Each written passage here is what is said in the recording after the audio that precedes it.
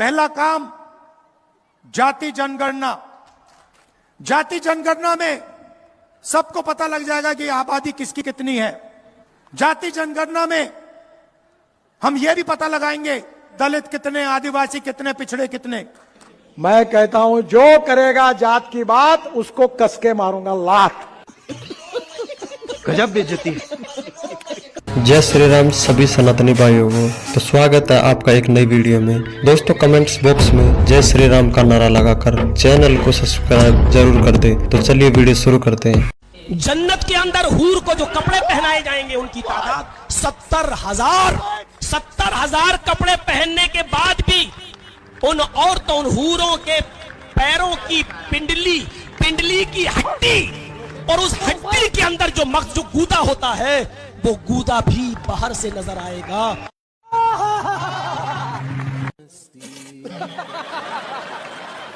देखो यहाँ पर तो महाराष्ट्र आघाड़ी महाविकास आघाड़ी सत्ता में आने वाली है। पता नहीं शायद मेमोरी लॉस हो गया है। बेचारे भूल गए होंगे, टेंशन बहुत है ना। वो क्या था? व्हाट वाज द नारा दैट मोदी जी गेव? क्या है? एक है तो सेफ है। ये देखिए नरेंद्र मोदी जी का एक है तो सेफ है। वो क्या था? व्हाट वाज द नारा दैट मोदी जी गेव? वाह क्या एक्टिंग कर रहा है। And the Oscar goes to... अब आपको मालूम है धारावी में क्या हो रहा है। 1 लाख की जमीन सरकार अदानी को दे रही। अरबपति चाहते हैं कि मुंबई की जमीन उनके हाथ चले जाए। एस्टिमेट है 1 लाख करोड़ का एस्टिमेट है। आपका बिहार से देश से चल के अपने माँ के पास आए और अपने खून से हम आशीर्वाद देने दीजिएगा ना। आशीर्वाद बेटी दीजिएगा ना। ओ बिटिया दीजिएगा ना। अब जोर से नहीं बोलिएगा तो नहीं दीजिएगा ना आशीर्वाद। नहीं देंगे, हम लोग बीजेपी में देंगे। बीजेपी में देंगे। बीजेपी में? हाँ। क्यों बेटा? क्योंकि इतना दिन तक क्या किया जेएमएम 5 साल से इतना दिन तक क्या किया? 20 साल बीजेपी था, वो क्या किया? बहुत कुछ किया है। करने से कुछ हो जाएगा। बहुत कुछ हुआ है।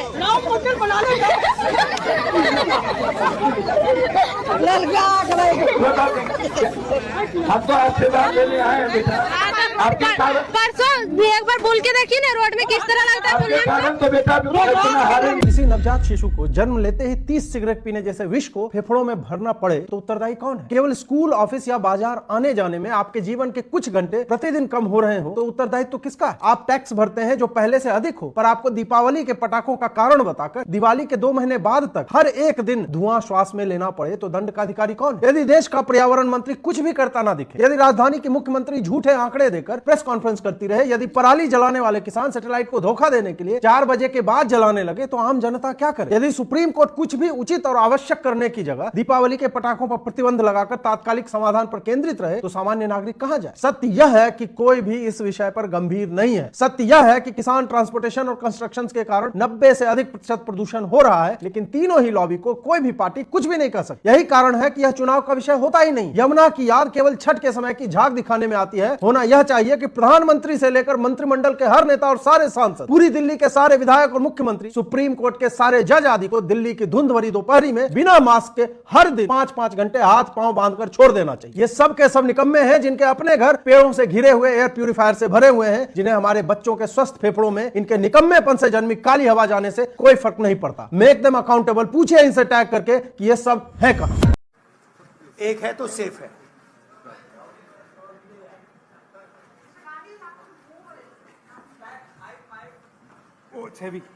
केजरीवाल लड़ रहा है 70 सीट के ऊपर। अच्छा जी। इस पचड़े में मत पड़ना किसको टिकट मिली, किसको टिकट नहीं मिली, इसको टिकट क्यों नहीं दी, उसको टिकट क्यों नहीं दी। ठीक है।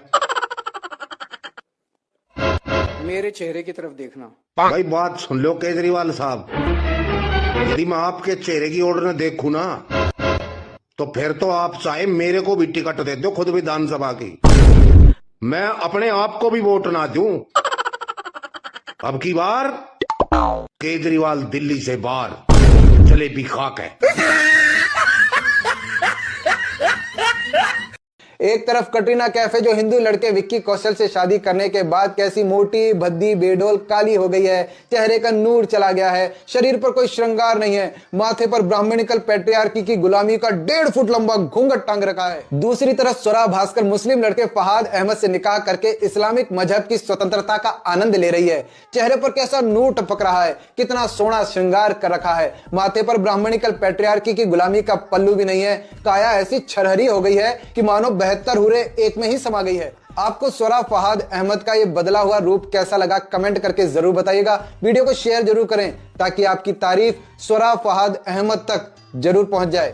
जय जय श्री राम। जिस गौतम अडानी को कांग्रेस चोर बोलती है, वही गौतम अडानी तेलंगाना को 100 करोड़ रुपए का दान दिए हैं और 12,400 रुपए का निवेश कर रहे हैं। और कर्नाटक में कांग्रेस की ही सरकार है, वहां भी गौतम अडानी 1 लाख रुपए का निवेश कर रहे हैं। और बताने की जरूरत नहीं है कि जब छत्तीसगढ़ और राजस्थान में कांग्रेस की सरकार थी तो यही अडानी 1 लाख करोड़ रुपए से ज्यादा का निवेश किए। और हिमाचल प्रदेश और पंजाब की सीमेंट फैक्ट्रियां अडानी को 775 करोड़ रुपए में बेच दी गई। मतलब अडानी चोर है और कांग्रेस शासित राज्यों में जाते ही ईमानदार हो जाता है। कि आपके क्षेत्र से नशा ले जाकर के वहां बेचा जाता है। बंद कर दो। अच्छा, रिमिक्स आइटम है ये। सवाल पूछे ना, बात करता है तो आप यहाँ पे सवाल है ना ये। बंद कर, निकाल। माले कहें, माले कहें, मारेंगे। इस तरह मत करिए, माले का कैसे? और एक है जाहिल और एक है जाहिलियत। अपनी एकलौती हूर को 72 लोगों के भरोसे छोड़कर 72 हूरों के चक्कर में समाज में जाहिलियत लगातार फैलाते रहने वाला जाहिल कहलाता है। इंसान और इंसानियत का मतलब यह है कि पराया दर्द अपनाए उसे इंसान कहते हैं, और किसी के काम जो आए उसे इंसान कहते हैं। ये इंसानियत की परिभाषा है। हिंदुओं के साथ इतिहास में छल कैसे किया गया है, आज इसकी मैं आपको एक सत्य घटना बताऊंगा। और मुझे यकीन है कि मेरे बताने से पहले आप में से कुछ गिने चुने लोग होंगे जिनको इस घटना के बारे में पहले से पता होगा। हमें पढ़ाया गया इतिहास में कि सबसे बड़ा नरसंहार कब हुआ था, जब जलियांवाला बाग हत्याकांड में अंग्रेजों ने हमारे देश की आजादी के लिए लड़ रहे हमारे साथियों को निशंस हत्या करवाई, उनके ऊपर गोलियां चलवाई। लेकिन क्या आपको ये पता है कि आजादी के 19 साल बाद भी 7 नवंबर 1966 में हमारे देश की एक महिला प्रधानमंत्री, मैं उनका नाम नहीं लूंगा, थोड़ा विवादित हो जाएगा, आप समझ जाइएगा, एक महिला प्रधानमंत्री, उसने संसद भवन का घेराव कर रहे 5000 हिंदू साधु संतों को सिर्फ इसलिए मरवा दिया, मुसलमानों को खुश करने के लिए, क्योंकि वे साधु संत संसद का घेराव करके सरकार पर दबाव बनाना चाह रहे थे कि सरकार गौवंश जो गौ हत्या होती है उस पर निषेध लगाए, उस पर कानून बनाए इसके लिए। लेकिन ताज्जुब की बात है कि इतनी बड़ी घटना हमें इतिहास में आज तक नहीं बताई गई है। अब अगर आप लोगों को मेरे बताने से पहले इस घटना के बारे में पता था तो कमेंट में जरूर बताएं और वीडियो को ज्यादा से ज्यादा शेयर करें। जय हिंद, जय श्री राम। भारत की नहीं, विश्व की हिस्ट्री देखिए। एक राजा बताइए जो क्रूर है, एक राजा बताइए जो क्रूर नहीं था।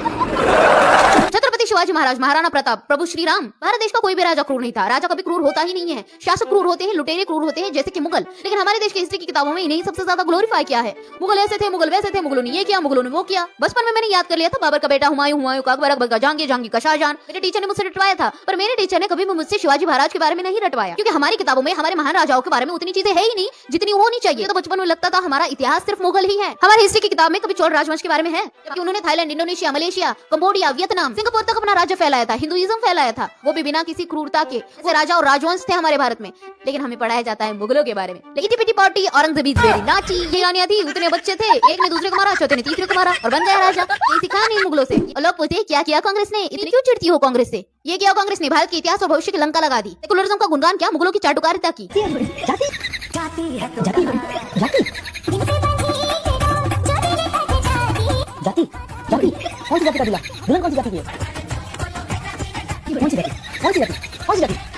जय श्री राम। तो इसीलिए आप कह रहे हो कि अंग्रेज होता तो अच्छा होता? अच्छा होता है, पूरा अमेरिका बनाता है इंडिया को, अमेरिका बना देता, अमेरिका बना देता है। हमारे अंग्रेज पर शासन वही चाहिए, हमको वही चाहिए, एकदम वही चाहिए। तो अभी ये जो चर्च में आप जाते हो तो ये लोग बोलते नहीं है कि वही वाला शासन लाएंगे? बोलते हैं, लेकिन दो पट्टे हो जाते हैं। कैसे? एक विरोध करता है, एक अच्छा सुझाव देता है। अच्छा, विरोध कौन करता है?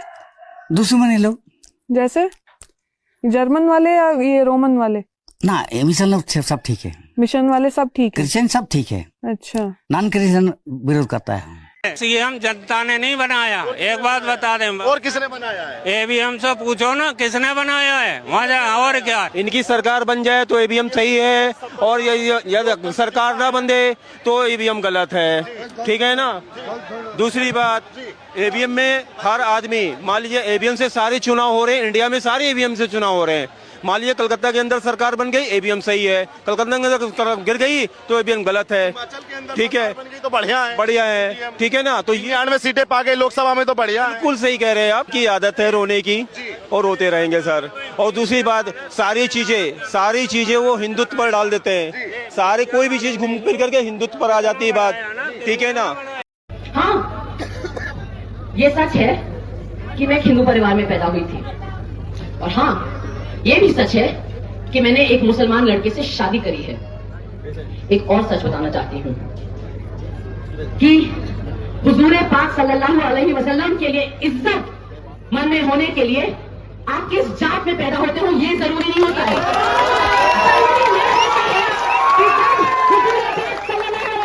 की शान में गुस्ताखी हो तो आप उन गुस्ताखों के साथ जाके हाथ नहीं मिलाते हो, ठीक है ना। जो मेरे पति के दीन और ईमान पे बार बार सवाल उठा रहे हैं, आज इस मंच से मैं उन लोगों को पूछना चाहती हूँ कि आपका ईमान कहाँ था जब आपके दोस्त अनिल राठौर ने नितेश राणे की सभा यहाँ लगवाई थी, जहाँ पे खड़े होकर वो आज के नबी को गालियां दे सकता था। तब आपका ईमान कहाँ था? तब आपका ईमान कहाँ था जब बिल्किस बानो के गुस्ताखों को, जिन्होंने सामूहिक बलात्कार किया उसका, आज जो बीजेपी के नेता उसको माला चढ़ा रहे थे, तब आपकी मुसलमानियत कहाँ थी और तब आपका ईमान कहाँ था कि आज आप जाके उनके साथ हाथ मिला रहे हो? आपका ईमान तब कहाँ था जब वो लोग जो आपकी पार्टी और आपके पक्ष में, आपके गठबंधन में आपके साथी हैं, वो कह रहे हैं कि जब महायुति की सरकार आएगी तो सबसे पहला काम वो ये करेंगे कि मस्जिद पर से लाउड स्पीकर हटा देंगे। भाई इतना तो मुझे भी समझ में आ गया कि मुसलमानों के दीन और ईमान में इतनी हिम्मत है, इतना जोर है, इतनी मजबूती है कि वो लाउड स्पीकरों पे नहीं, लाउड स्पीकरों की जरूरत नहीं है उसे।